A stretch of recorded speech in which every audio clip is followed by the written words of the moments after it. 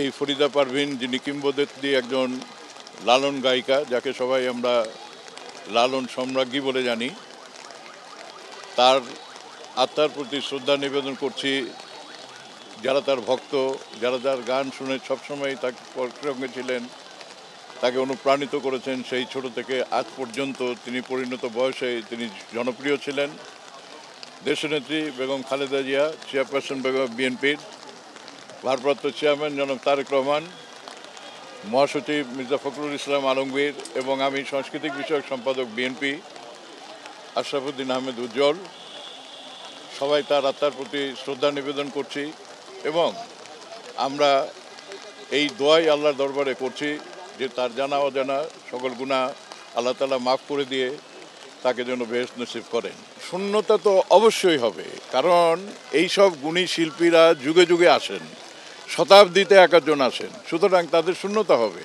কিন্তু এই শূন্যস্থানকে পূরণ করার জন্য আমাদের সামগ্রিকভাবে সুযোগ সুবিধাগুলোকে সৃষ্টি করে দিতে হবে এবং সেই ক্ষেত্রে শুধুমাত্র এই যে পল্লীগীতি কিংবা লালন গীতি কিংবা রবীন্দ্রসঙ্গীত কিংবা নজরুল গীতি, আধুনিক সিনেমা, এটা নয়। আমি বিশ্বাস করি যে সংস্কৃতির প্রতিটি ক্ষেত্রে আমাদের দ্বার উন্মোচন করে দিতে হবে এবং মেধাবীদেরকে সেখানে এগিয়ে নিয়ে আসতে হবে, যেন এই দেশের যে সংস্কৃতি, সেই সংস্কৃতিকে লালন করে আমরা জনগণকে উদ্বুদ্ধ করতে পারি, অনুপ্রাণিত করতে পারি, দেশপ্রেমিক করতে পারি।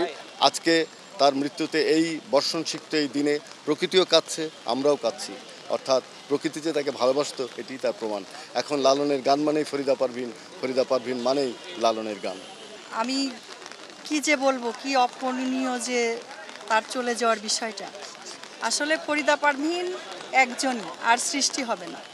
ফরিদা পারভিনের জন্যই আজকে ফকির লালন সাইজির গান সারা বিশ্বের দরবারে এত সমৃদ্ধ। হয়তো অনেকেই গায়, লালন সাইজির গান অনেকেই গায়, কিন্তু ওনার মতো এত শ্রুতিমধুর, এত সুন্দর, এত আন্তরিকতা, এত মানে সৃষ্টিকর্তার প্রতি এত আবেদন দিয়ে কোনো শিল্পী আজ পর্যন্ত গাইতে পারবে না, গাইবেও না।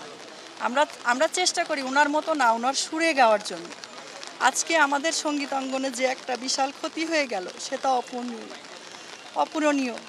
ফরিদা পারভিনের আত্মার শান্তি কামনা করি, সে যেখানেই থাকুক ভালো থাকুক, আর আল্লাহ যেন তাকে বেহেশত নসিব করে। আর আমরা তো কখনোই তাকে আর ফিরে পাবো না, কিন্তু তাকে আমরা হারাতে চাই না। আমাদের হৃদয়ে সারা জীবন জল জল করে উজ্জ্বল নক্ষত্রের মতো সে জ্বলবে।